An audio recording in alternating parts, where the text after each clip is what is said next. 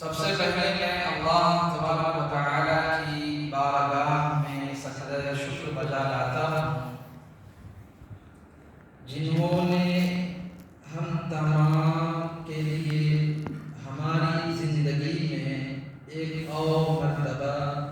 رمضان کا مبارک مہینہ ہمیں عطا فرمایا ہے۔ بس اسی کی تعریف ہے اس نعمت کے لیے۔ درود و سلام کا نذرانہ یا عقیدت پیش کرتے ہیں آقائے جہاں احمد مجتبی محمد مصطفیٰ صلی اللہ علیہ وآلہ وسلم کی ذات اقدس پر،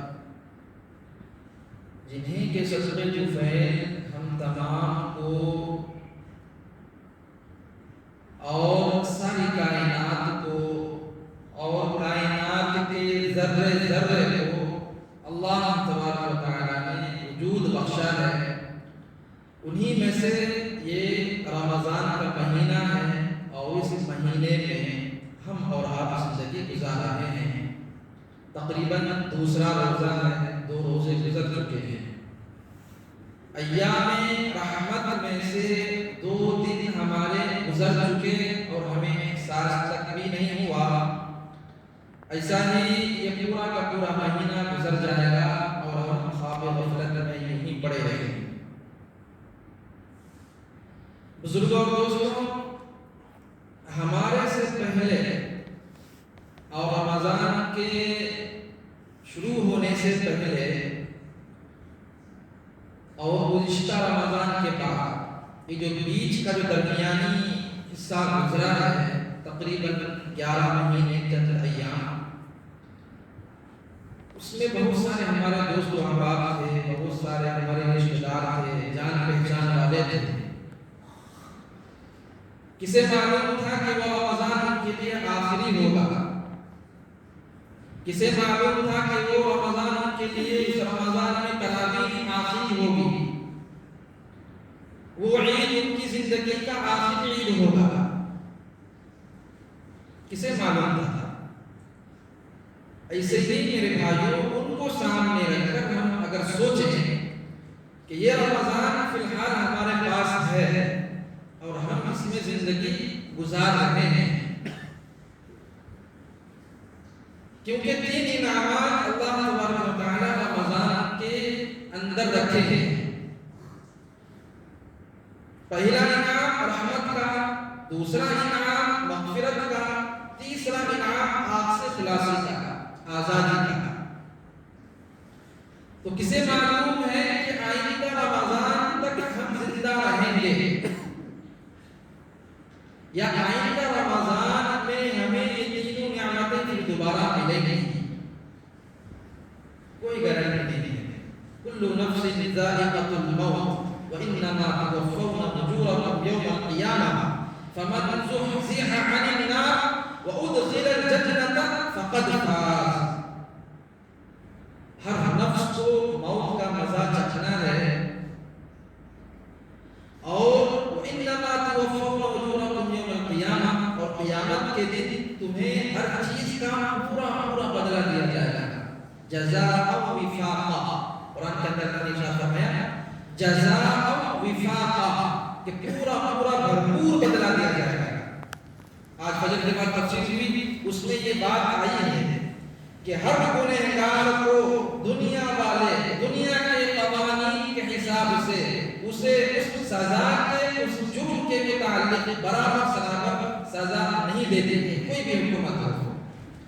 یا کوئی بھی انسان ہو جو نیکی کرنے والا ہو، نیک کام کرنے والا ہو، دنیا کے اندر کوئی بھی عمل کا پورا پورا بدلہ نیکیوں کے حساب سے اسے نہیں ملے گا۔ تو ایک دن ہونا چاہیے تھا، ایک دن ایسا ہونا چاہیے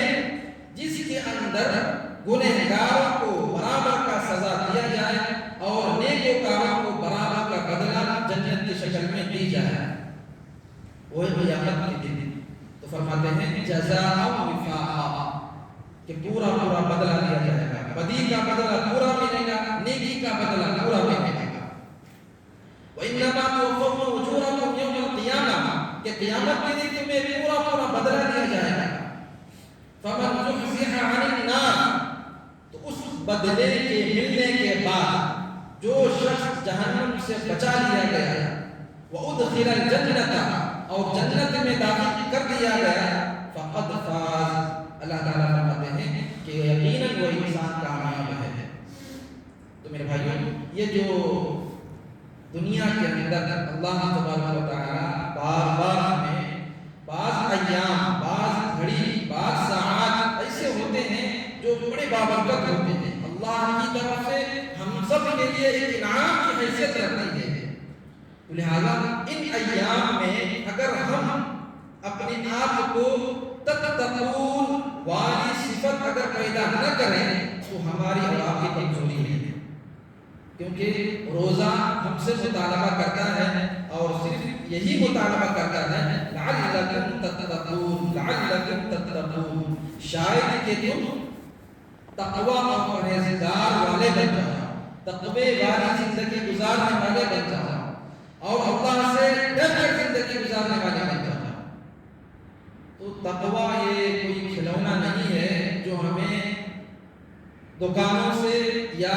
راستوں کے چوراہوں پر جو بکتے رہتے ہیں وہاں پر ہمیں مل جائے، یہ کوئی کھلونا نہیں ہے یا کوئی ایک چیز بکنے والی نہیں ہے جو ہمیں باہر کے دکانوں سے کسی انسان کے پاس سے ہمیں مل جائے۔ اس کے لیے محنت کرنی پڑتی ہے، اس کے لیے اپنے آپ کو تپانا اور کھپانا پڑتا ہے، اس کے لیے اللہ کے دھیان کو اپنے دلوں کے اندر لانے کے لیے، اللہ کے ڈر اور خوف کو دلوں کے اندر لانے کے لیے ایک لمبی پریکٹس ہوتی ہے، ایک مشق ہوتا ہے، تبھی انسان کے دل کے اندر کی کیفیت بدلتی ہے، اور جب کیفیت بدلتی ہے تو فرماتے ہیں کہ پھر اس دل میں صرف اور صرف اللہ ہوتا ہے، رسول اللہ ہوتا ہے، اللہ کے احکامات ہوتے ہیں، رسول اللہ کی سنتیں ہوتی ہیں، علماء کرام کی محبتیں ہوتی ہیں، اہل دین کی عظمت ہوتی ہے۔ جب ہماری دل کی کیفیت ہی بدل جائے،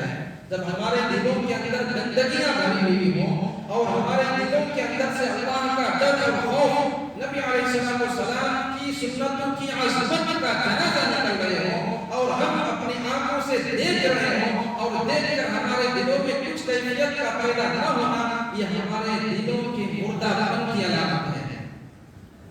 ہم نے اپنے گھروں میں دیکھا ہے کہ سنتوں کے جنازے نکل رہے ہوتے ہیں،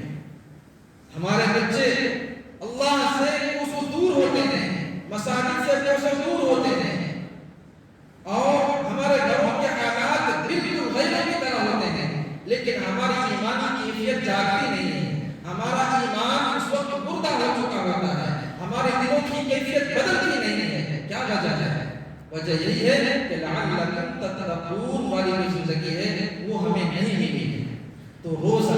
روزے کا مقصد صرف اور صرف یہی ہے لعلکم تتقون، لعلکم تتقون، لعلکم تتقون، شاید کہ تم پرہیزگار بن جاؤ، شاید کہ تم اللہ سے ڈرنے والے بن جاؤ، شاید کہ تمہارے اندر اللہ کا ڈر اور خوف پیدا ہو جائے۔ لہذا روزے تم پر فرض کیے گئے ہیں۔ یا ایھا الذین آمنوا کتب علیکم الصیام، اے ایمان والو تم پر روزے فرض کیے گئے ہیں، کما کتب علی الذین من قبلکم، ایسے ہی فرض کیے گئے ہیں جیسے تم سے پہلے امتوں پر فرض کیے گئے تھے، تم سے پہلے لوگوں پر فرض کیے گئے تھے۔ تو لہذا اس حکم میں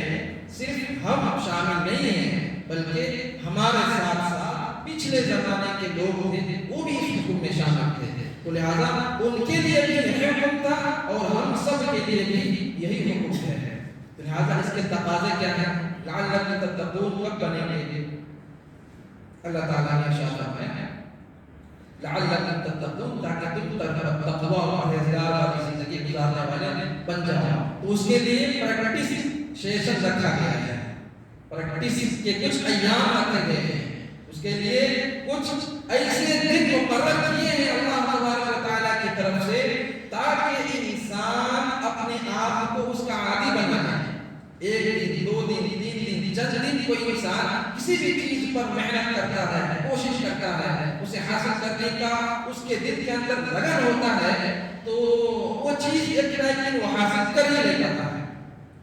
تو اللہ تبارک و تعالیٰ کو ہمارے بھوکے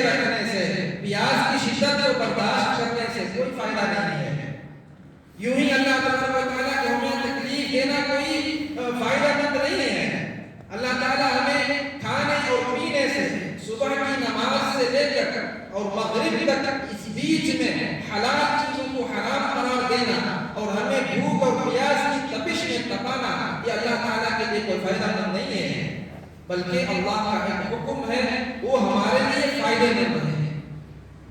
ہمارے لیے فائدہ مند ہے۔